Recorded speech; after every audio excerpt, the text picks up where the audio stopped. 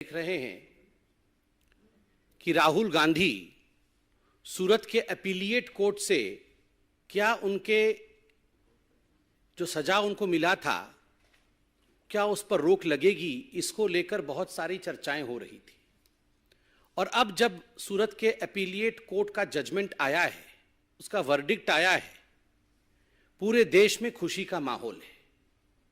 और खास करके पिछड़े वर्ग में, जिसके प्रति राहुल गांधी के मन में वैमनस्य का भाव था, जिस पिछड़े वर्ग के लिए राहुल गांधी ने आपत्तिजनक शब्दों का प्रयोग किया था, उन्हें गाली देने का काम किया था, और इतना कुछ करने के बाद राहुल गांधी और गांधी परिवार को लगता था वो बच के निकल जाएंगे, वो नहीं हो पाया है।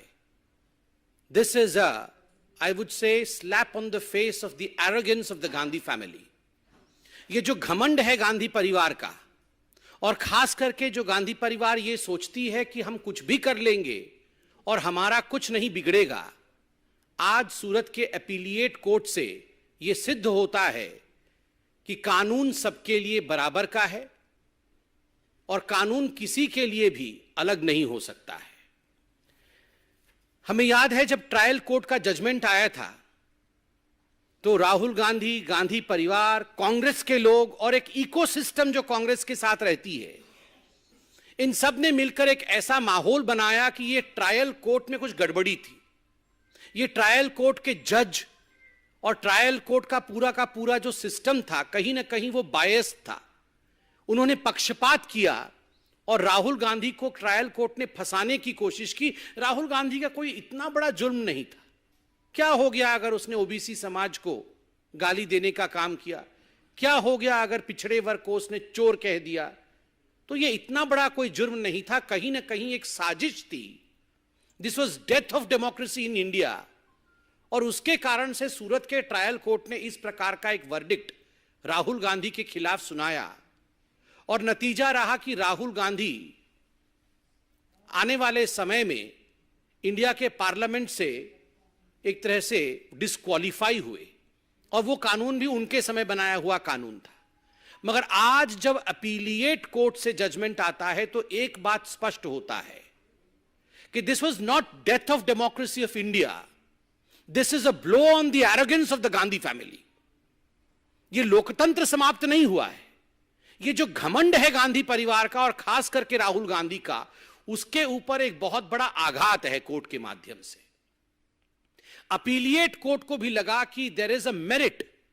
जिस प्रकार से पिछड़े वर्ग के खिलाफ, ओबीसी समाज के खिलाफ गाली गलौज करने का काम राहुल गांधी और उसके बाद राहुल गांधी को सपोर्ट करते हुए कांग्रेस पार्टी ने किया था, अपीलिएट कोर्ट कन्विंस होती है कि इसमें मेरिट है जो ट्रायल कोर्ट ने किया था, और राहुल गांधी जी के सेंटेंसिंग को कम नहीं किया जा सकता या उसे स्टे नहीं किया जा सकता। यह बहुत बड़ी बात है हिंदुस्तान के न्यायिक प्रणाली में।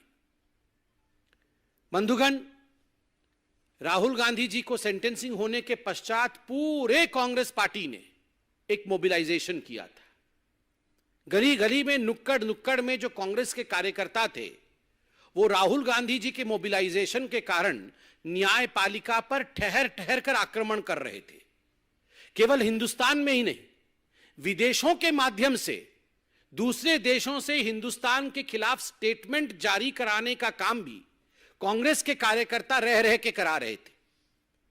एक इकोसिस्टम पूरी की पूरी इंडिया की जुडिशियरी के खिलाफ लग गई थी।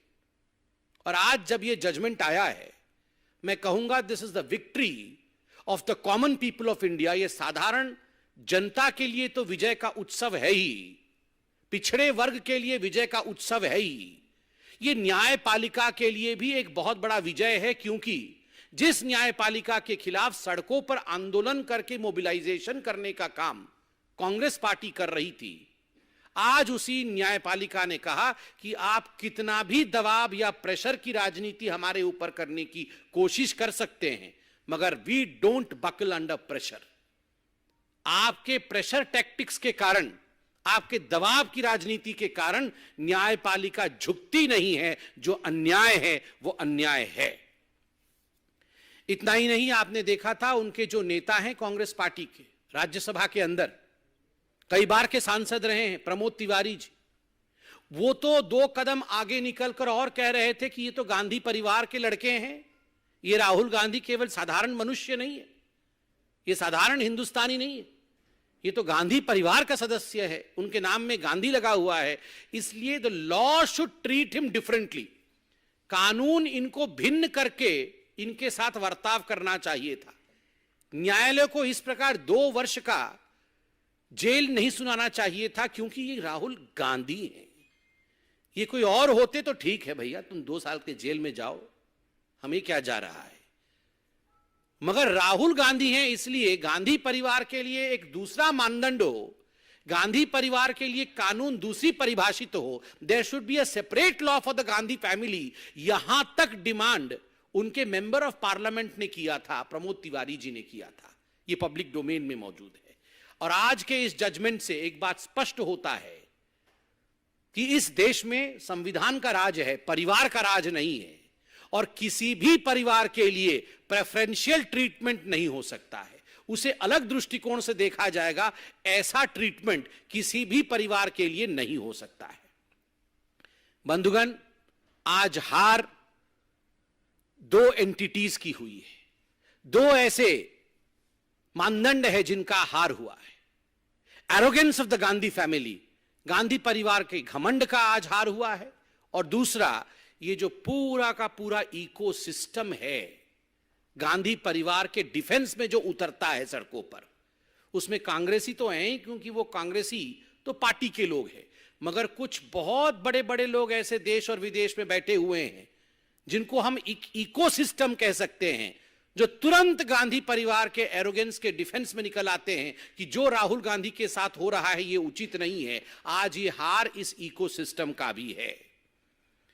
मैं कहूंगा कि आज जो हुआ है राहुल गांधी के साथ, जिस समय ये पूरा जजमेंट सूरत के ट्रायल कोर्ट ने सुनाया था, उस समय भी सूरत के ट्रायल कोर्ट ने राहुल गांधी को कोर्ट के परिसर में अपने समक्ष ये मौका दिया था कि राहुल जी, अभी भी समय है, यदि आप हाथ जोड़ के माफी मांग लें ओबीसी समाज से कि आपने गलत किया है, आपने सही नहीं किया है, तो हम विचार करेंगे।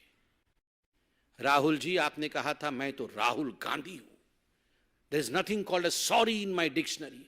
अरे राहुल जी, कान पकड़ के उठक बैठक करके आपने सुप्रीम कोर्ट में माफी मांगी थी, तो आप ये मत बोलिए कि आपकी डिक्शनरी में सॉरी शब्द नहीं है। अभी भी मौका है, अहंकार को त्यागिए, त्यजिए अहंकार को, और देश के सामने ओबीसी वर्ग से क्षमा याचना करिए कि जो मैंने किया गलत किया, मुझे ये नहीं करना चाहिए था। धन्यवाद। कोई प्रश्न हो तो अवश्य पूछें।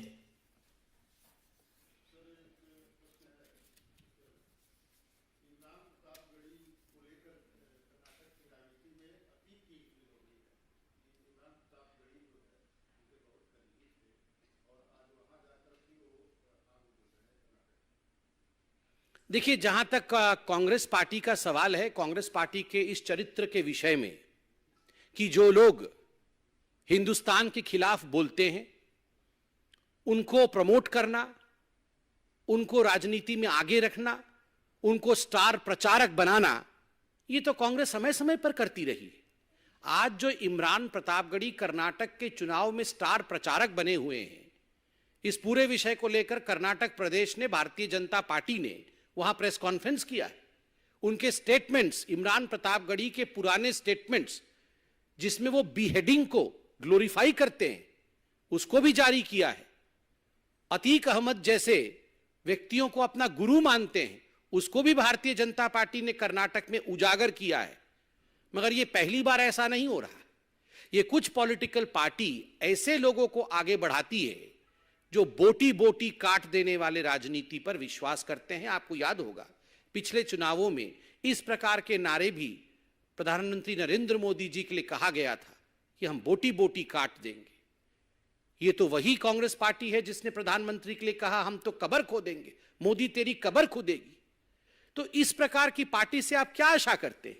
ये वो पार्टी है जिसमें मनीशंकर अय्यर स्टार प्रचारक हैं, जो पाकिस्तान में जाकर गुहार करते हैं मोदी को हटाना होगा, हिंदुस्तान को बचाना होगा। ऐसी पार्टी से और कुछ अपेक्षा करना मुझे लगता है उचित नहीं होगा. Congress and appeasement are synonymous. Congress और तुष्टीकरण ये दोनों पर्यायवाची शब्द हैं और ये हिंदुस्तान की जनता और कर्नाटक की जनता भली भांति जानती है.